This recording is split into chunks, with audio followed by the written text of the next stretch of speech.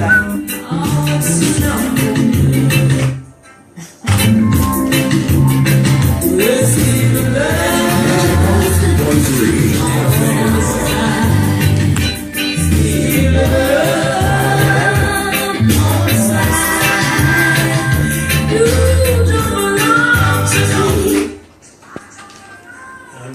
you, man, Stealing Love on the Side. Colin Davis. Very beautiful song indeed. A song that just keeps you going and going. Well, guess what? Grenada Caricom Pretty Marthic. It is this time of the day, Monday. It's now 1 minute gone past the 6 o'clock hour. And with no further ado, you know, for many of you out there, this is the moment that you've been waiting for. Where we link up live with Rev.Joslyn Pierre, live in the studios of Magic FM. Good night and welcome to the studios of Magic once again, Miss Pierre. How you doing? I'm doing great. Great. How was the weekend? I needed an extra day. You need an extra day. Yes. I know it goes like, according to one of my co-worker, you know, she said that, you know, sometimes the weekend it go like it was made in China. It's so small. Yeah, well, guess what? This is where we talk health right here on Magic FM. A program that is designed to educate our public on having a better health, designing better lifestyles, looking at a diet, and understanding what it takes, you know, some of the simpler things that we take for granted of going back and living a healthy lifestyle. Miss Pierre, the last time you was here, we had some great fun. I'm telling you, man, I ate my belly full. Oh, yes, we did. With that, what, quiche Lorraine? Quiche Lorraine. Quiche Lorraine, you're telling me? That was really tasty. I enjoyed that. You know, today I might ask you, did you bring some more? But we have to look at different things, and I'm sure you have a lot of information that you'd like to share with the nation this evening. Is there any words of intro that you would like to say before I start putting you on the spot and asking you questions? Sure. Well, I want to remind our listeners, as always, it's Meatless Mondays. And so we go meatless every Monday. I always say it's good for you and it's good for the environment also. But we are in the month of October, and it's the first Monday in October. Feel good about that. Yeah, me too. Trust me, Meatless Mondays. I just like the idea of Meatless Monday, you know, that day when we can all just, you know, separate our normal routine and lifestyle of eating all the meat, the chicken, all the baked chicken that you baked yesterday, all the you name it, barbecue, whatever it is, man. I know on Sundays people be doing a big meal, but guess what? We talking Meatless Mondays, and very interesting. You know, you at least take one day out of the week to just go vegetarian. Just go vegetarian one day of the week, and you know, start your life a much healthier lifestyle altogether. Nice, Miss Pierre. Today, you know, there are so many things that we can speak about, and I'm sure that there is a lot of people out there that is still struggling to, you know, own their body, you know, take control of their body, because they are suffering from different, how should I put it, habits, bad habits, you know, that they have grew up into, you know.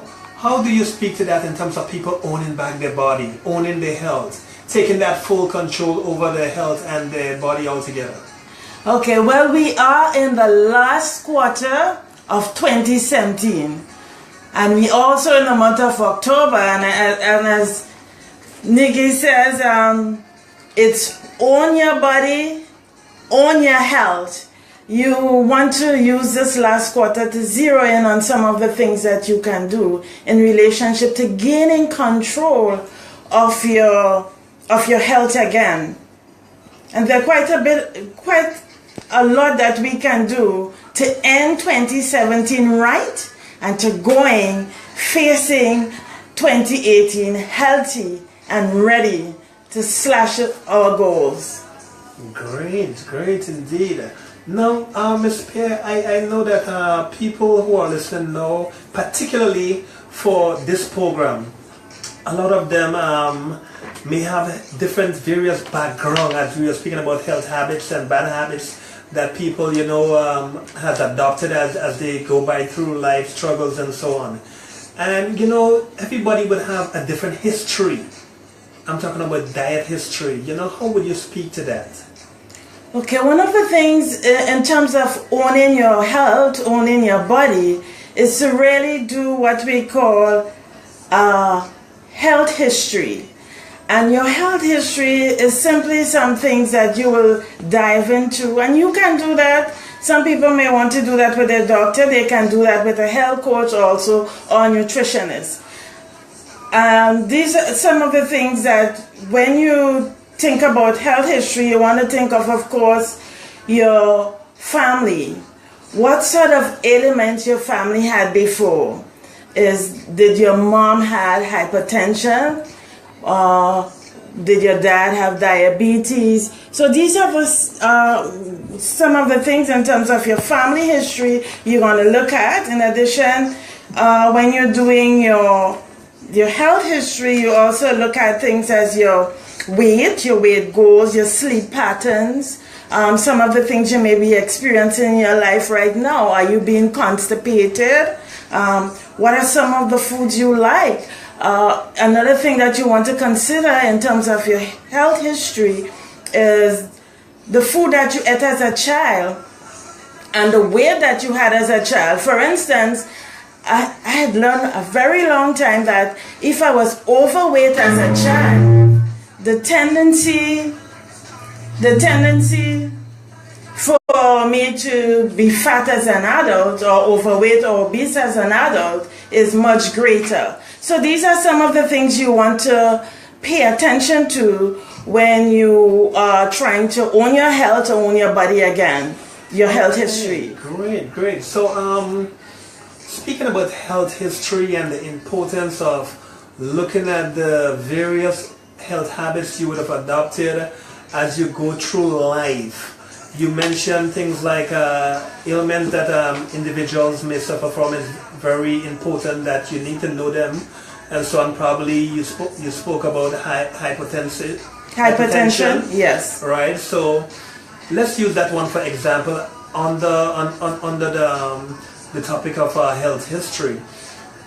You're saying here that if an individual recognized, going back to the health history, that they are suffering from hypertension, probably they got it from their parent, right? Yeah. That there are certain foods that individual must be guided against, that so that it does not really affect that area of their health history.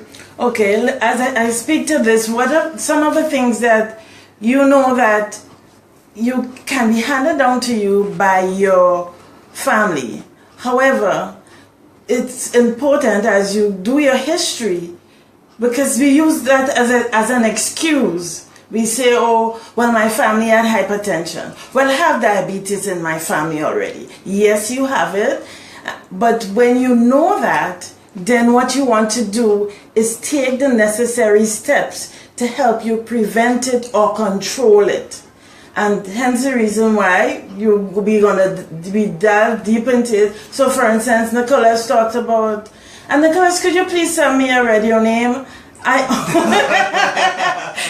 Sure, you can call me DJ Platinum. You know, Miss Pierre, she been a teacher at my secondary school. That is Happy Hill Secondary. All my HHSS massive audience side locking on right now. Well, of course, that's your girl, Miss Pierre, right there. Some of y'all might know as Miss Farry back then at Happy Hill Secondary. And of course, your boy, Little Nicky, aka DJ Platinum. We in the building. So you can call me Nicholas. That's okay. Okay, because I don't want to complicate you. Okay, great. So going back to the health history and hypertension. So you know that you are predisposed to that and you want to take the necessary action. You want to, if you know, well, all right, I need to cut out a little bit of my salt intake. In terms of diabetes, we need to work on a sugar intake. So these are the things you want to know. Don't play dumb or say, oh, it's in my family already, know something could be done to help you to live a longer, happier, healthier life. You take note of it and then you make the necessary adjustment to suit. Great, great indeed. Well, just in case you just joined in here, you're in tune to the magic frequency. That's Magic 103.3, 88.9, and of course 957.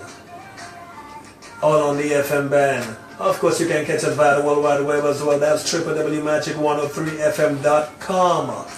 It's definitely on. You can always download our mobile app and you can carry us wherever you go. In studio, Facebook, we say good evening to you and thank you for joining us here live in the studio. We talking health. Ms. Pierre, I recognize when we're speaking about health, you go into a doctor's office, you go into a health facilitator office. You get different posters, different catalogs speaking about health, and sometimes you come across different abbreviations. And I recognize there are two abbreviations that are very common among health. And I would like to ask you, if you may permit me, the abbreviation BMI. What does that mean and what is the importance of BMI? Well, I'm happy you asked me this. BMI simply means your body mass index. Body mass index. Correct. BMI. Okay. Body mass index. Tell us about body mass index. What is the importance? Why should we know about BMI? BMI is very important, and it's a standard measurement that the World Health Organization has used, and it gives you what it does. It measure your weight against your height, and it puts you into categories. So you would be able to identify whether you have normal range weight, whether you are overweight, whether you are underweight, or whether you are obese or extremely obese. So this is what the BMI is all about. It tells you where you stand. Interesting indeed. Yes. I like that. I like the part about it. It tells you if you're underweight, you know. Sometimes we don't ever think that somebody could be underweight. We just say that person maga, she maga so, how it is so, and it doesn't necessarily mean a maga person or what we call a thin or slim person is underweight because they are slim or as we call them. But when we understand BMI, the body mass index, and we can do that calculation, we recognize if we are underweight, if we are overweight, if we are extra obese, and so on and so forth. Very interesting. There's another abbreviation, Ms. Pierre. I mean, I just cannot help but to put you on the spot. It is your program and the nation is listening and they want to know, and you here. So I have to ask you. There's another abbreviation, BMR. BMR. Can you tell us what is BMR in health? No, BMR is basal metabolic rate. And there's another one that means the same. RMR, basal metabolic rate. Basal? Metabolic rate. Okay, tell us about that. Your basal metabolic rate simply means that when you are asleep, actually, your body is at rest, and so it's the amount of energy that you will need for you to stay alive, for your body your different organs to keep beating and working. So it's the measurement of your heart rate, how much calories you are burning while you are at rest. Great, great indeed.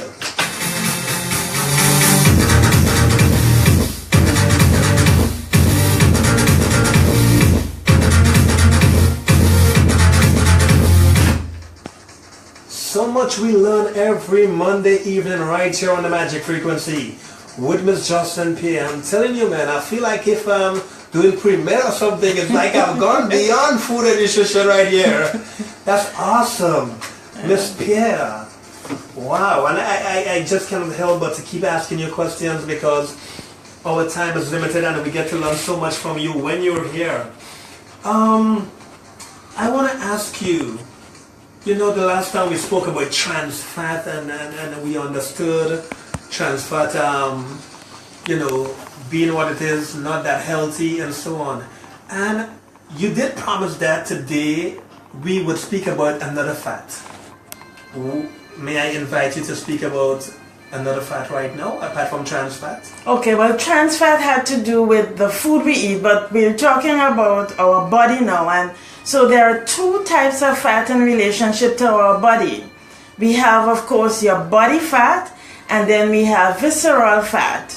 No, your body fat is the fat that you've seen on the outside. So this would be your body fat. And your visceral fat is the fat that would be on your inside, the fat that lines your vital organs, like your heart, your liver, your kidneys. So this is the other. And the visceral fat, we have the visceral. Am I pronouncing it correctly? Trans fat comes from the type of food we eat, like the margarine and so. But all the fatty food. Yes. All right then. But when we're talking in terms of us as humans, we have two types of fat. Our body fat, which is the fat that we actually see. Okay. The fat that I can pin someone with, that would be your body fat. Okay. And the visceral fat is the one that is on your inside that lines your vital organs. Oh. Now this is the one that we need to pay a whole lot of attention to. Because some folks think that if I'm slim, I'm good. Not necessary. Interesting.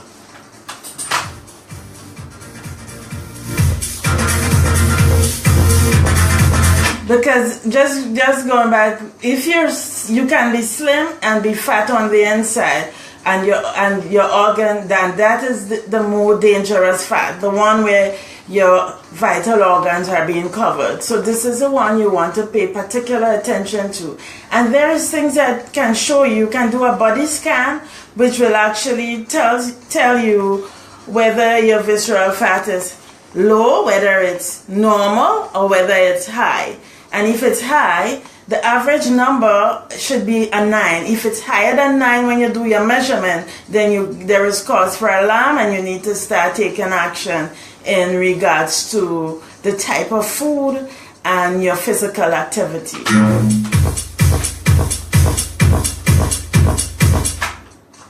I'm telling you, man, Miss Pierre, she been teaching like forever. Miss Pierre,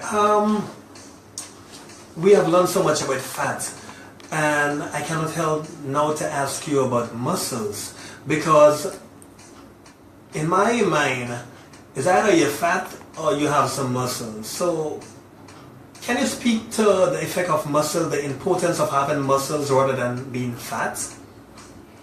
All right, it's good to have muscles. Now, I know some ladies always, whenever they go to the gym or when they're talking about losing weight, they would say, oh, I just want to lose a little bit of fat and I don't want any muscles.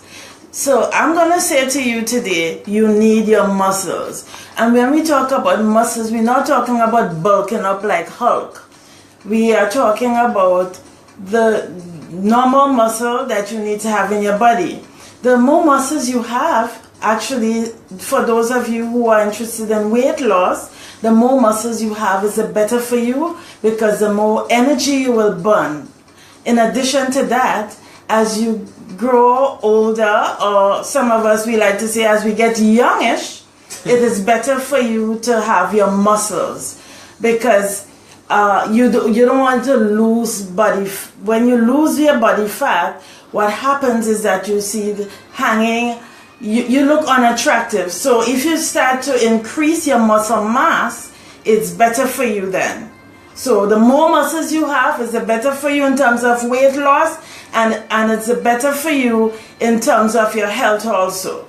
And is it correct to say that, in short, what you just said is the same as saying that if you're an obese person, meaning that you're a fat person, it is wise that you do some exercising and turn that fat into muscles? It's very true. In fact, what you'll find is that muscles is heavier than fat. So some people, if they're on the fat side or obese, they tend to say, oh, I want to lose my fat first before I get a little muscle. No, you can start developing your muscle, and you would definitely lose the fat, and you would not bulk up, so you don't have to be afraid of that. You wouldn't bulk up at all. Great. Well, Ms. Pierre, I know you're a food and nutritionist, but you know, I tend to stretch you all the way because I realize you have a wealth of information. Not to mention your experience in the fraternity of health and food and nutrition altogether. So I'm going to ask you this: is there any form of exercise that you would advise people? You know, we're talking about people that are obese, people that are very heavy, people who tend to be lazy, people who, you know, they just prefer not exercise. You know, what type of exercise would you advise people who are obese to practice? Okay, well, for people who have been inactive for a while, I always like to say baby steps. So you can start with your stretches. Some people might be very conscious of their body. So if you take 5 minutes every morning, you may not see rapid change then, but you are trying to develop a routine. You take 5 minutes, you start to do your stretches, and then you can do a little bit of walking. Those of you who like to swim, go do your swimming. So these are the little things that you can do. Of course, if you like to jump rope, if you're inside indoors, you can do some jumping jacks. So all the things, these little bits, your baby steps, that goes a very long way in helping you develop a routine, which would eventually start increasing. I love the idea of swimming, because when you're in the water, you do almost anything and you don't feel that tired. Very good form of exercise. That's a very good advice right there. It doesn't matter your weight. So once you get into the water, you could swim, you could do your little walking, you can run, and you just feel the same and you feel better when you come out of the water. That's awesome, Ms. Pierre. Yes. Let me see, I have approximately 5 more minutes with you. Let me see how much more questions I can ask you real quick. Okay, back in the days, or even practice today, you know, people growing up, I know, like my mom and, you know, my friend, grandparents, they would tell them, you know, take a wash out, you know, you need to detox, you know, get rid of all the waste, because the waste is what is building up and getting you fat and all that. How would you speak to that of taking a detox? Okay, bringing us back to own our health, own our body. Yes, detox is important. And I always say, because nowadays everyone is into the little flavored water and so on. And I know years ago, my great-grandmother, she had her flavored water, and we used to take it for granted. So flavored water is no new thing. She used to have her syrup up in the water, and she would say that is for cooling. So we can do simple detox. Of course, your flavored water, garlic is another form of detox, and it's an actually excellent form of detoxing. Yes, garlic. You mean the natural garlic that we use in our seasoning food and stuff like that? Sure. Okay, tell us about that. Garlic helps to stimulate our liver, and you know the liver is directly related to cleansing. Okay. And so that's a very simple and excellent way of doing a detox. So how do we use the garlic? Do we boil it? Do we crush it? How do we use the garlic to detox? If we should use that, or is it by just using it in our food? Would it have the same effect? No, of course it's always good to use it in your food, but when it comes to detox, the better thing is if you can crush it and let it soak in the water as you would let your flavored water. Boiling it will take away the natural things in it that will give you a detox. So when you crush it, you keep it natural. And you leave it to soak in the water, and then you drink it. Some people call that drying it, right? Drying it. So you draw the garlic. Well, drying it, when you dry it, that means you add in a little bit of warm water, but there's no need to add warm water in it. You can just crush it and leave it to soak in the water. Wow, interesting. Yes. Very interesting. And one other thing in relationship to detox, because we're talking both to the spirit and to the body here. I was just about to ask you, why you're so bright? I mean, you just like kind of have this kind of sidekick kind of thing about you. It's like, you know that I'm going to ask you a question around that area because, come on, I know that you're a very holistic and general person. And you just take in front and start to give me the answer before I ask you the question. Now, hold on, Miss Pierre. Let me ask you the question. Sure. Great. Miss Pierre, how would you speak about spirituality when it comes to health? You know, oftentimes people, they don't see spirituality and health having a connection. They don't see it having a connection. People think that it is distinctively separated from each other. Spirituality has nothing to do with health. Health in the kitchen, spiritually in the church. Now you can answer me. Thank you. Well, health starts with our spirit. Everything starts with our spirit, and then it goes outwards. And so, in terms of being healthy, one of the things you can always do for those of you who are spiritually inclined, you want to do your scriptures. So you can speak positive things, pick a scripture verse and you say it every morning over your body. For those of us who may not be too much into the scriptures, well, I am very much into my scriptures, I should say. But you can do your positive affirmation. So you can say things like, I am healthy and happy. Speak to yourself.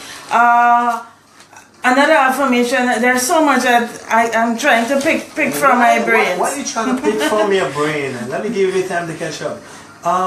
You mentioned about speaking over your body and speaking to your body, speaking to your spirit, you know, that using the scriptures and so on. Is that the same as making a contrast as how people pray over their meals?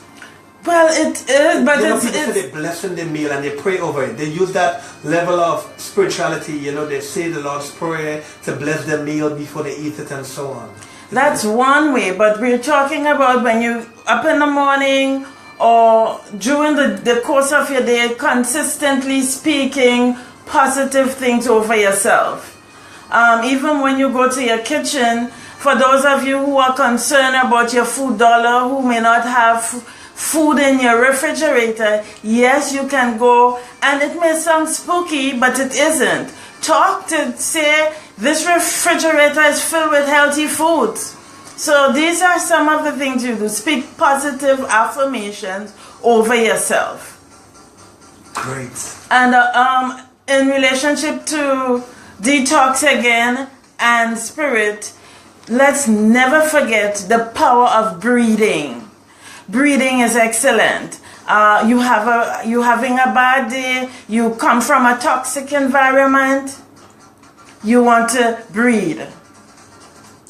And we gotta wind up. So is the best, let's take a deep breath. Let's go. Let's do it. That was a deep one. Miss Pierre, you was awesome once again. It's the second of October, the first Monday in the month, and trust me, there is absolutely no better way to start off than right here at Magic FM with Let's Talk Health. I thank you. Of course, following at 6:30, we're gonna have the obituaries, so please stand by. Miss Pierre, before you leave, any words of bye-bye? I just want to say thanks to all who joined me on Facebook.